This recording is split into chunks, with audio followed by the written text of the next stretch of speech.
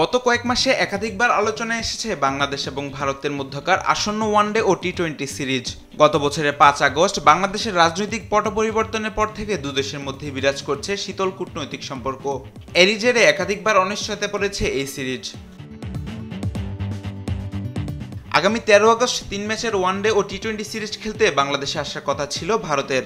২ মাস আগে প্রকাশ করা হয়েছিল সূচিও, তবে আবারও শঙ্কা দেখা দিয়েছে এই সিরিজ নিয়ে।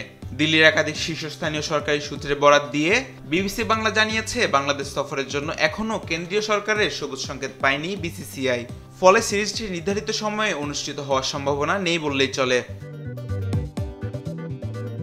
বিবিসি বাংলা জানিয়েছে, রাজনৈতিক কারণে ভারত ক্রিকেট দলের বাংলাদেশ সফরে ভারত সরকার সায় দিচ্ছে না, সেই ইঙ্গিত পাওয়া যাচ্ছে। দিল্লি মনে করছে, ভারত ও বাংলাদেশের মধ্যে এখন যে ধরনের শীতল কূটনৈতিক সম্পর্ক বিরাজ করছে এবং বাংলাদেশের পরিস্থিতি নিয়ে ভারতের যে বিরূপ মনোভাব দেখা যাচ্ছে, তাতে ভারত ক্রিকেট দলের বাংলাদেশ সফর কোনো ইতিবাচক বার্তা দেবে না। গত মে মাসে টাইমস অফ ইন্ডিয়ার একটি প্রতিবেদনে জানানো হয়, বাংলাদেশ সফরের বিষয়ে নেতিবাচক অবস্থান নিয়েছে বিসিসিআই।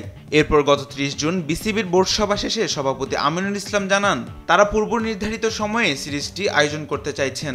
এ নিয়ে ভারতীয় ক্রিকেট বোর্ডের সঙ্গে আলোচনা চলছে বলেও জানিয়েছিলেন তিনি। বিবিসি আরও জানিয়েছে, এই সফর পুরোপুরি বাতিল না করে আগামী বছর আইপিএল এর পরে করা যায় কিনা বিসিসিআই সেটা বিবিসিকে ভেবে দেখতে অনুরোধ করেছে। আগামী ১৭ আগস্ট থেকে মিরপুরের ওয়ানডে দিয়ে শুরু হওয়ার কথা ছিল সিরিজটি। তবে আবারও যে অনিশ্চয়তা তৈরি হয়েছে, তাতে কবে এই সিরিজটি আলোর মুখ দেখবে সেটাই এখন দেখার। মাহবুব তামিম, স্পোর্টস ডেস্ক, দেশ টিভি।